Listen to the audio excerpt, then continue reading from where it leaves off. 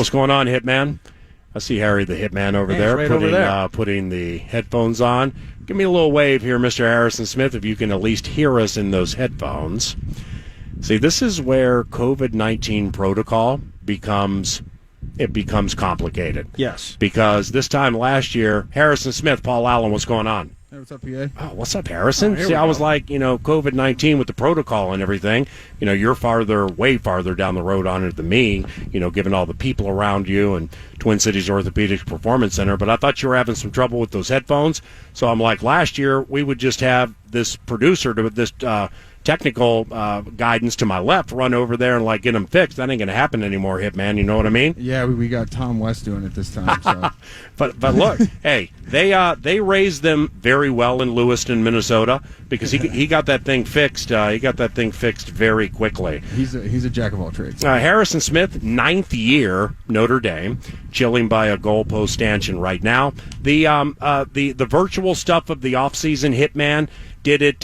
It was necessary. Obviously, you're smart. You pick up on stuff quickly, and a lot of this defense, I would imagine, is recognizable to you anyway. Did the virtual stuff at any point become boring, where you had to push through it?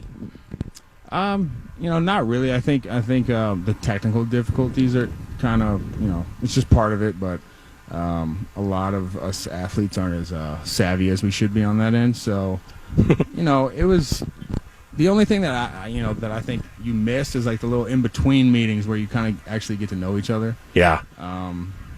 But we're trying to make up for that now. Well, when you're talking about the technical aspect of doing the Zooms and all that, and then that part can be relatively hard for some. Not you, right, man? You fly planes. I mean, seriously, 5 button pushes, start video, unmute mic, you're in. Yeah, that's more of an autopilot type comparison, and that's kind of my weak suit. Yeah, and I would never say, and I know pilots, man, for Delta and American Airlines and stuff like that. I would never say what they do is easy. It's not.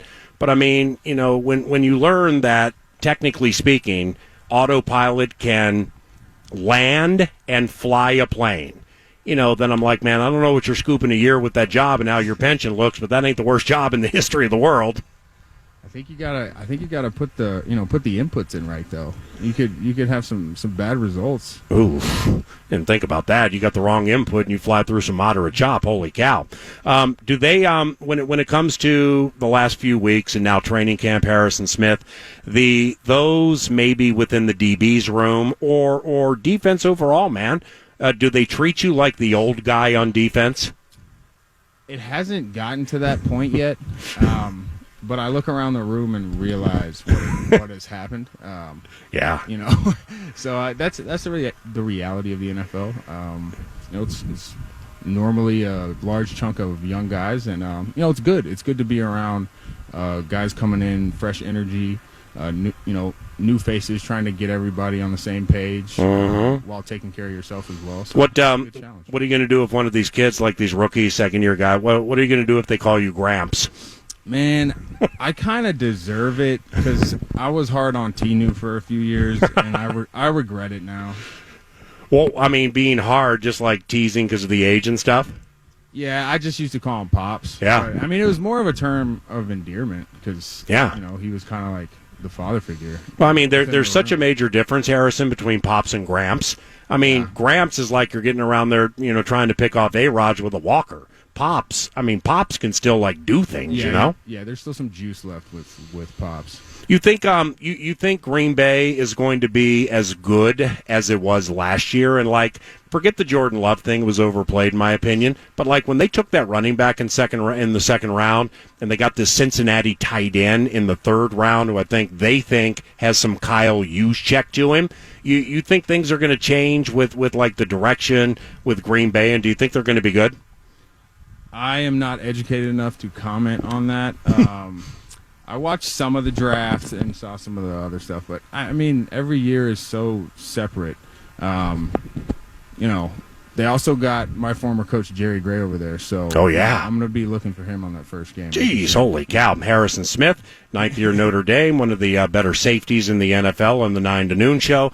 you and Anthony Harris, man, I know you don't go down the road and like best safety duo in the NFL, but, and when you lay it out and you look at what Anthony did last year and what you've done all of your career, which, knock on wood, hopefully will lead you to the Hall of Fame, pretty good safety duo back there, man. With Anthony, what has really clicked with Anthony so that he's become so good? I think I think it honestly clicked early on. He just wasn't on the field because we had Dejo for a while, playing good football, and then Anthony was learning, but he was always like very involved and asking questions and constantly making plays in practice. And it was really just him getting to play on game day. Yeah, like to me, nothing clicked. It's just other people now saw what he's capable of. Yeah, man, and you're a football snob, so you appreciate the minutia, the nuance, and the non-obvious. And I don't have a ton of examples, man, but like, that game at U.S. Bank Stadium, you guys lost to Green Bay. When he undercut that route and sucked Aaron Rodgers into that ugly interception, I'm like, damn, man, 41 has arrived. I mean, that was a big-time play. Yeah, that was big time. Good read, good feel for what was going on offense and defense, and then the ability to finish the play and take the ball away is such a big deal, especially at safety. Hey, Harry. The as real life goes, man. The testing and the masks and the protocol and everything here. How is that working out for you and everybody? And to what extent, like when you leave where you are now and you get in the building, to what extent do you have to adapt? They've made it as easy as possible for us. They're obviously trying to make it as safe as possible as well. As long as we follow the guidelines, it's some things you don't want to do just because you're in camp and you feel like, I don't have time for this extra stuff. But you just got to get here a few minutes early and get things done. Kind of the downside is there's no fans at camp, so it's kind of fun for both fans and players to have some interaction, and so we're missing that this year, but we're making do. You think? I mean, this may be the dumbest thing you ever hear, Harrison, but I mean, you think that may be more of an impact now than like regular season games? Because regular season games, W's and L's, okay? Whole week getting ready for it, you know what's up, say they have few fans, whatever.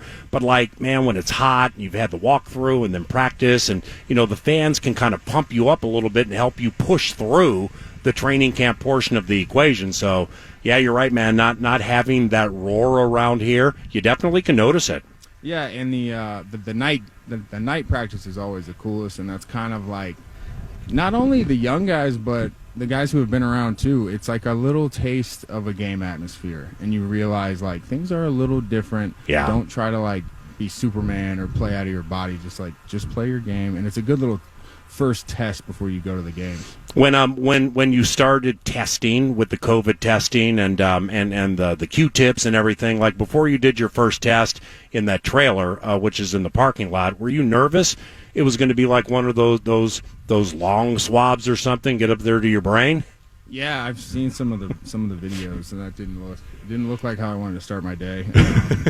Yeah, they're not as bad as that, so it's fine. And really, I mean, I've had 4 of them the last week to start coming back here and travel on the road with you guys and stuff like that. And it's not intrusive, and you do it, and then, but still, no matter if you're by yourself and like around nobody, until the next morning for somebody like me or whenever you get it, until that email comes that says not detected, it's like a 2-3% little low key. Come on, say not detected. You know what I mean? I would, but honestly, I think we're pretty desensitized from getting tested for like steroids and drugs all the time. Yeah. So like it's just tests.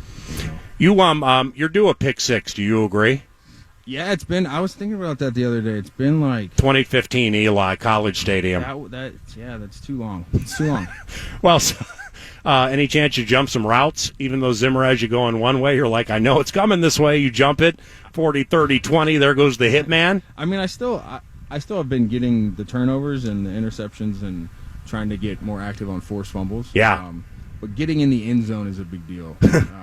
I've gotten some good return yardage. Yeah. Getting it actually in the zone is huge. Well, you got 4. I mean, that's a team record. But, I just mean since then. Right, but I'm saying the 4, a team record, cool. But if you can get 2 or 3 more, then that may be a team record that like lasts for decades, you know? Yeah, Eric Kendricks has been kind of on my tail, so I need to pad that lead a little bit. Yeah. Well, he's actually tied with a linebacker named Rip Hawkins from the early 60s, where, no, he's one behind. Hawkins had 3 pick sixes, and it's the most in the history of the team for linebackers. Kendrick's been sitting on 2 for a while, so maybe you guys got some big things coming. Harrison Smith, time for 2 more. With practice and everything, and you mentioned the business aspect of the situation. Xavier, Mackenzie Alexander, Trey Waynes, Linval Hungry, Everson, they're all gone. So, like, initially when you got back here, man, how did the business part of the game impact you? The business side and the teammate side, the human side, they intermingle. That's just how it is. Those are a lot of guys that I've been with for pretty much my entire time here, and so you miss them as a person and as a friend, and also wish them the best. But the reality is, like, I'm focused on winning football games with the Minnesota Vikings. So right. How can we do that as best as possible? But I definitely love staying in touch with those guys. Yeah.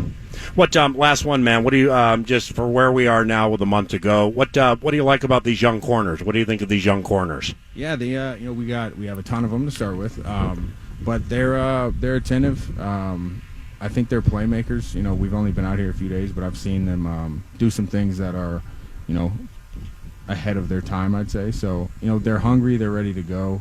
We got some length, got some speed, we got kind of all types.